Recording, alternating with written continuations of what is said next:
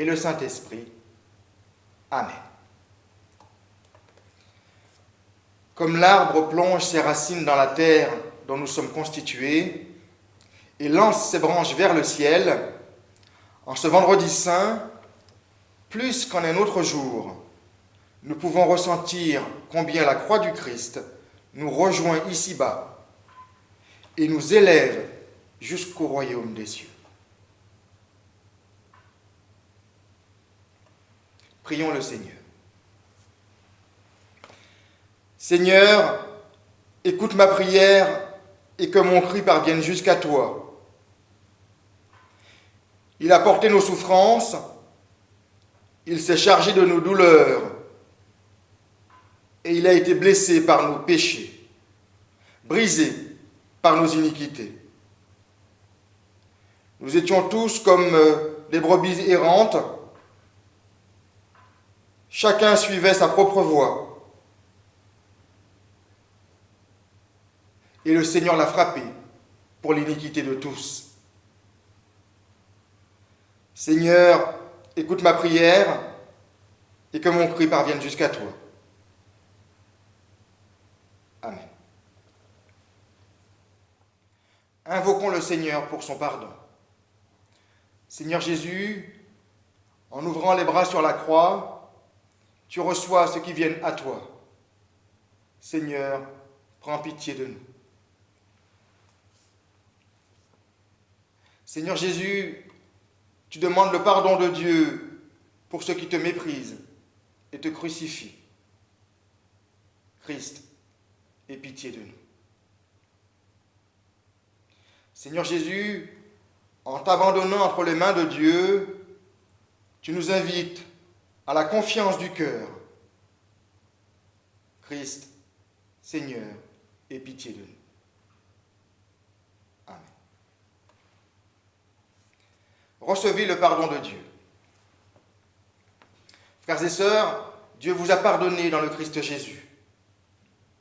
Le châtiment qui vous donne la paix est injustement tombé sur lui. Et c'est par ses meurtrissures que vous êtes guéris. Celui qui met sa confiance en Dieu et trouvant sa joie en Jésus-Christ est sauvé.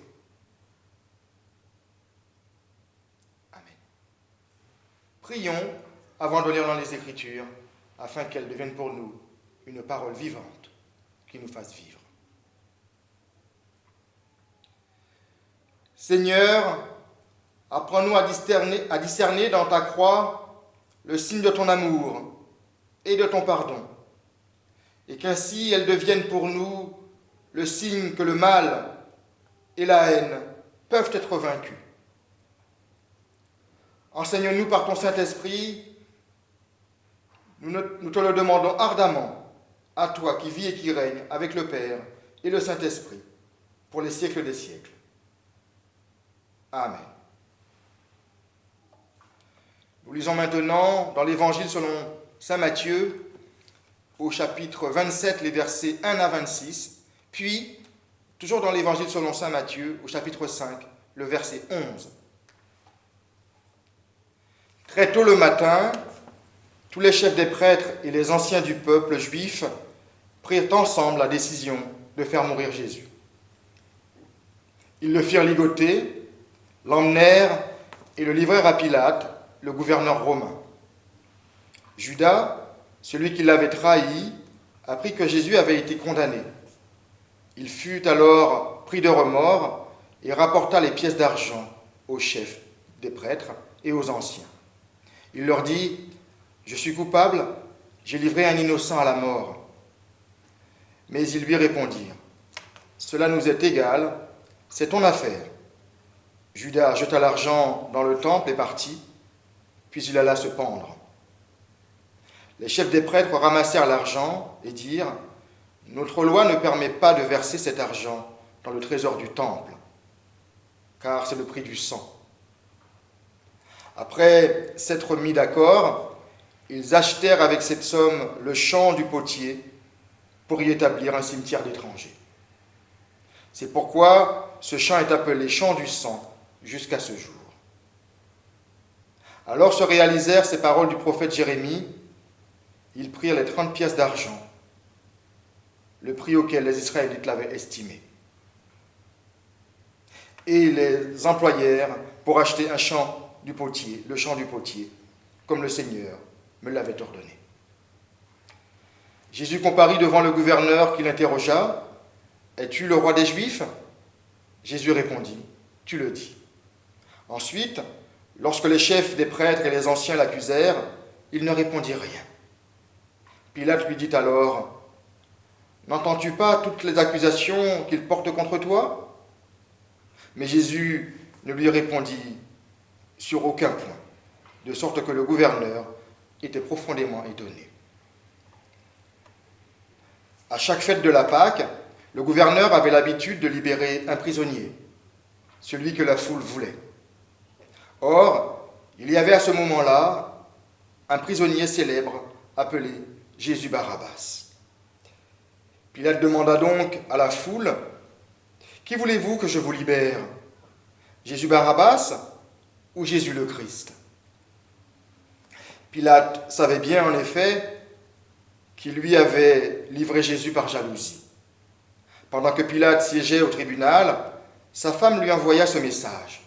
« N'aie rien à faire avec cet homme innocent, car cette nuit, j'ai beaucoup souffert en rêve à cause de lui. » Les chefs des prêtres et les anciens persuadèrent la foule de demander la libération de Barabbas et la mise à mort de Jésus. Le gouverneur reprit la parole pour leur demander « Lequel des deux voulez-vous que je vous libère ?»« Barabbas, lui répondirent-ils. « Que ferai-je donc de Jésus le Christ ?» leur demanda-t-il. Tous répondirent « Cloue-le sur une croix. » « Quel mal a-t-il donc commis ?» demanda Pilate. Mais ils se mirent à crier de toute leur force « Cloue-le sur une croix !» Quand Pilate vit qu'il n'arrivait à rien, mais que l'agitation augmentait, il prit de l'eau, se lava les mains devant la foule et dit « Je ne suis pas responsable de la mort de cet homme. C'est votre affaire. » Toute la foule répondit que les conséquences de sa mort retombent sur nous et sur nos enfants. Alors Pilate leur libéra Barabbas. Il fit frapper Jésus à coups de fouet et le livra pour qu'on le cloue sur une croix. Matthieu, chapitre 5, verset 11. Heureux êtes-vous quand on vous insulte, quand on vous persécute et quand on dit faussement toutes sortes de mal contre vous à cause de moi. Père, ta parole est vérité, sanctifie-nous par la vérité. Amen.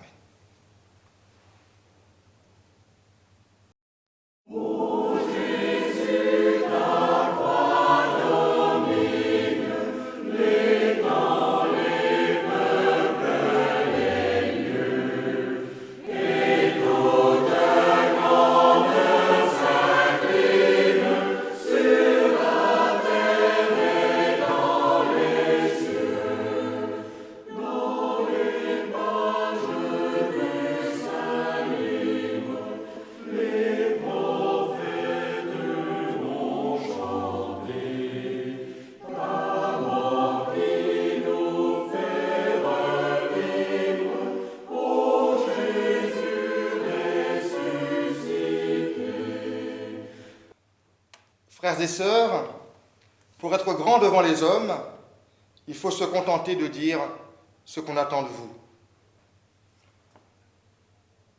On attend de vous que vous ne sortiez pas de votre fonction. Il faut rester conforme à l'opinion générale et ne rien faire qui bouscule trop les pratiques habituelles. Même si cela demande quelques entorses à la conscience, il faut rester dans les normes et dans les cadres. Surtout ne rien entreprendre qui dérange le subtil équilibre des compromis ou des compromissions. Or, voici quelqu'un qui est réduit à rien parce que ni sa parole ni ses actes ne conviennent.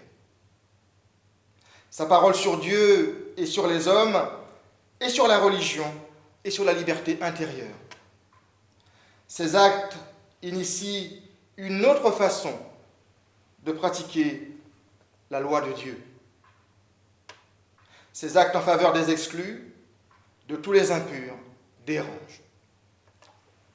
Alors, il a fallu le rabaisser publiquement afin de couler sa parole, afin de réduire à rien ce qu'il dit. Il a fallu le ridiculiser afin de jeter la suspicion et le doute sur ses actes. Pour faire taire quelqu'un, c'est simple. Il suffit de l'humilier, de le rabaisser, de le discréditer, de le ridiculiser. Or, dans cette histoire, ce qui est nouveau, c'est que celui qu'on rabaisse, celui qu'on dégrade, celui-là devient grand pour toujours.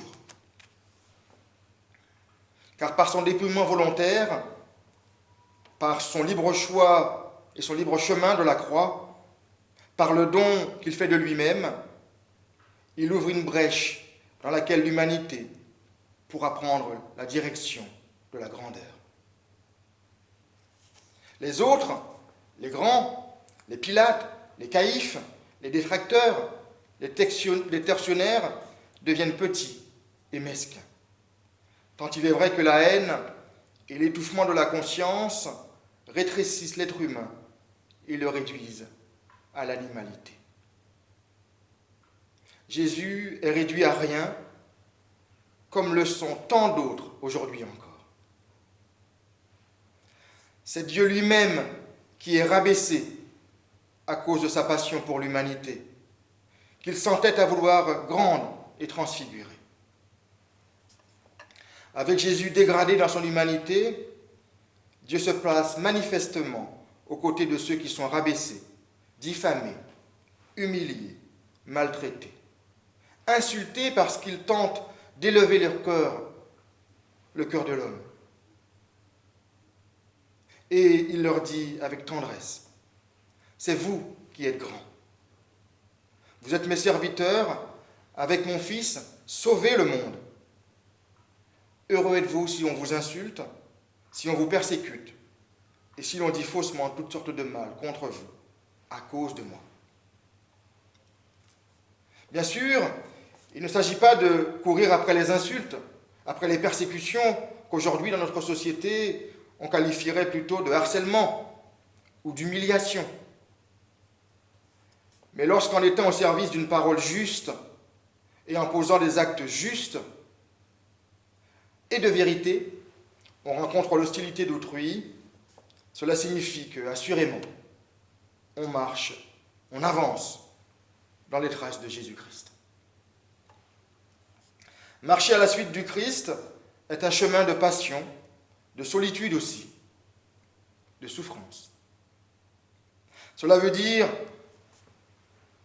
pour celui qui suit le Christ, qu'il doit comprendre et accepter qu'il existe une possibilité de ne pas être accueilli. C'est accepter de prendre le risque d'être incompris et rejeté. Mais Jésus nous affirme qu'il y a au cœur même de l'adversité et de l'incompréhension une expérience du bonheur, de béatitude, car dans cette expérience d'effacement de toute expérience humaine positive, il nous est indiqué que le vrai bonheur se vit dans la fidélité à soi-même, à la loi de Dieu, fidélité à la vérité, fidélité à la justice, fidélité à la vie. La passion et la Pâque du Christ nous font découvrir que pour entrer dans la vraie vie, nous ne pouvons pas faire l'économie de la souffrance et de la mort. Les béatitudes nous disent comment il nous faut mourir de tant de manières pour avoir accès au don de la vie, de la vraie vie, qui vient de Dieu et qui est marquée du sceau de son amour et de son pardon. Parce que mourir de la sorte est parfois difficile, nous n'allons pas jusqu'au bout de notre fidélité au Christ, à la vérité de l'Évangile, à nous-mêmes. Comme Judas, comme Pierre et tous les autres disciples, nous acceptons d'entrer dans des attitudes de lâcheté, de reniement, de trahison à nos propres choix spirituels ou de nos amis, plutôt que de prendre le risque des coups, le risque de l'hostilité pour nous-mêmes. En nous disant « Heureux êtes-vous si on vous insulte, si on vous persécute, ou si l'on dit faussement toutes sortes de mal contre vous à cause de moi », Jésus ne se contente pas d'énoncer des vérités universelles, des principes impersonnels. Non, il s'adresse à chacune, à chacun de nous en nous questionnant. Es-tu conséquent dans ta manière de parler, d'être, de vivre et d'agir? Nos paroles et nos actes sont-ils en effet en accord avec ce que nous prétendons croire, avec la foi que nous prônons souvent de manière théorique ou devant les autres, sans forcément penser à nous les appliquer en premier lieu à nous-mêmes? À cause de moi, dit Jésus, ceux qui, à la suite du Christ, agissent comme Dieu le demande, ceux qui font la volonté de Dieu et qui vivent l'amour, la douceur, le partage, la paix, ne seront pas forcément compris. Ils souffriront, nécessairement, car sur leur chemin, ils rencontreront l'incompréhension, la violence, la haine, le refus de la paix, la moquerie, l'avidité de l'avoir, le pouvoir, l'amour de la gloire, le rejet. Malgré tout cela, et malgré leur cœur si faible, il leur faudra continuer à aimer.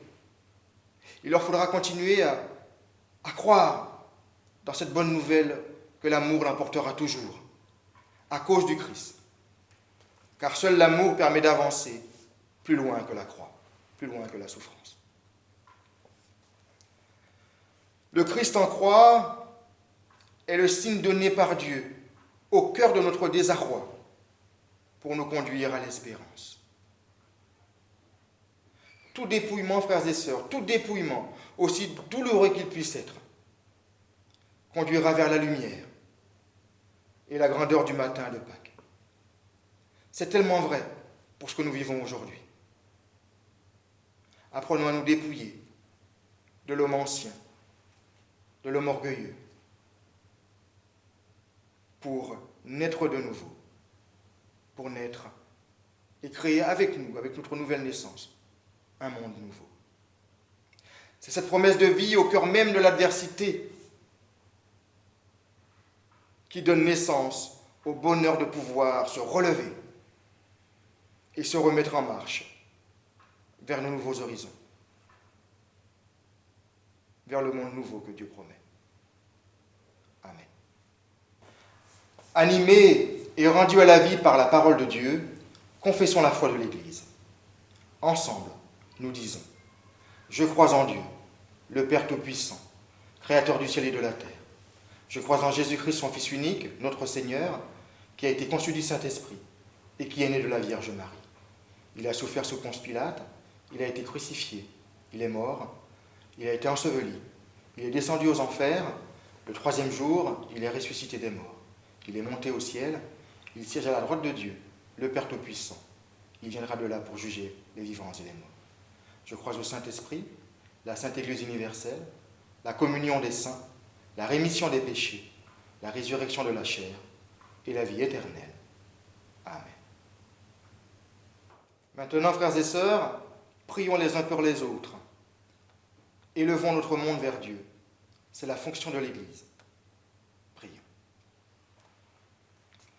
Seigneur, source de vie, aide-nous à transmettre jusqu'aux recoins les plus sombres de ce monde l'espérance qui vient de ta croix. Là où la souffrance est devenue intolérable, ressuscite la fraternité. Là où la tendresse est morte, ressuscite l'amour. là où la justice est bafouée, ressuscite la droiture. Là où l'espérance est crucifiée, ressuscite la foi. Là où la paix n'a plus aucune chance, que renaisse la passion pour la réconciliation. Là où la vérité est piétinée, que se lève la révolte. Là où la peur paralyse, que le courage libère. Seigneur, tu portes toutes nos souffrances. Prends pitié de nous. Tu fais donc de ta vie. Tu es le Dieu compatissant. Dieu 3 fois saint. Que la lumière de la croix illumine l'obscurité de nos cœurs. Tu es béni pour les siècles des siècles.